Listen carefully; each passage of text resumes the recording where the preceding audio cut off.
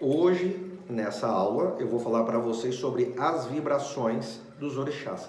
Não são vibrações cósmicas, eu expliquei no vídeo anterior, na aula sobre orixás.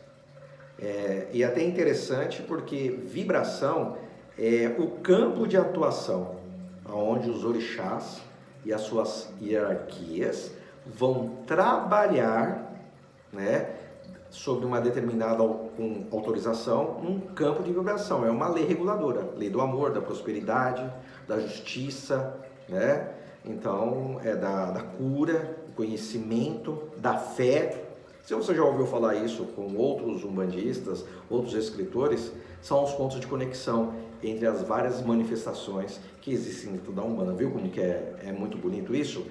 Você esclarece sem precisar atacar as outras escolas, né? Mas tem um ponto de convergência. Então, vibração é o axé, esse elo que eu disse, que foi autorizado por Deus através dos orixás cósmicos, que esses são os grandes construtores do planeta, os orixás ancestrais, que não estão mais aqui, mas deixaram pontos de ligação com as forças da natureza para que a gente não esquecesse.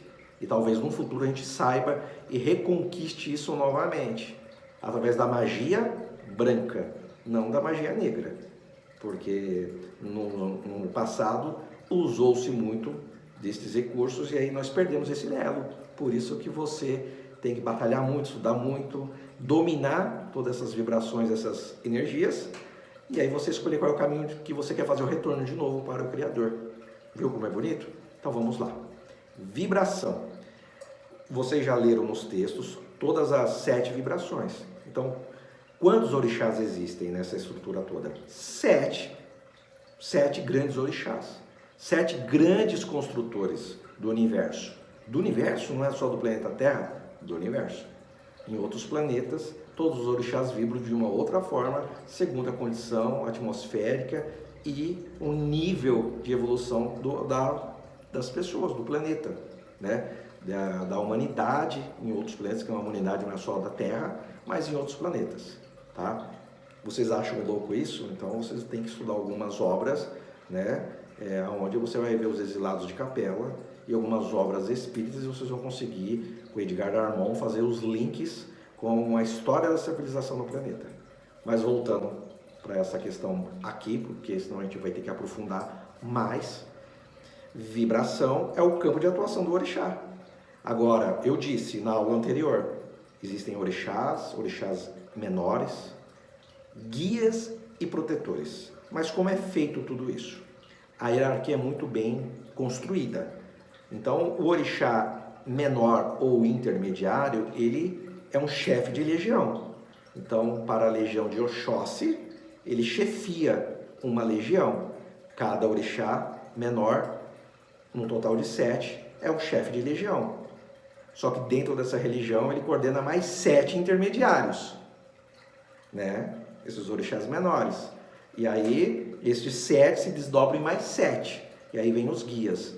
Cada guia se desdobra em mais 7. Vem os protetores. E aí, se você fizer as contas, você vai ver uma infinidade de manifestações. Então, nós temos 7 grandes orixás menores. Depois você tem os orixás intermediários, né? Que já são os próprios, cada um desses chefes de legião, e aí se desdobram em mais 7, então 7 vezes 7, 49, então você tem 49 chefes de legião.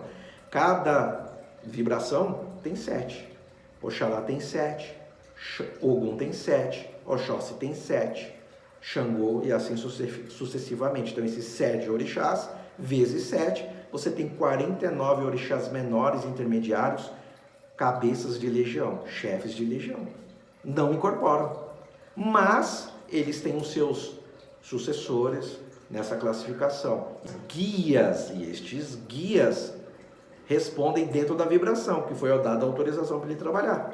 Então, cada guia, cada orixá menor tem o seu chefe de legião, 7 vezes 7, então ele tem mais, e vai se desdobrando. Aí são as falanges, Estas falanges é aonde o chefe intermediário, o orixá menor, comanda essa falange. Ele é um chefe de legião, mas dentro da sua legião ele tem 7 falanges.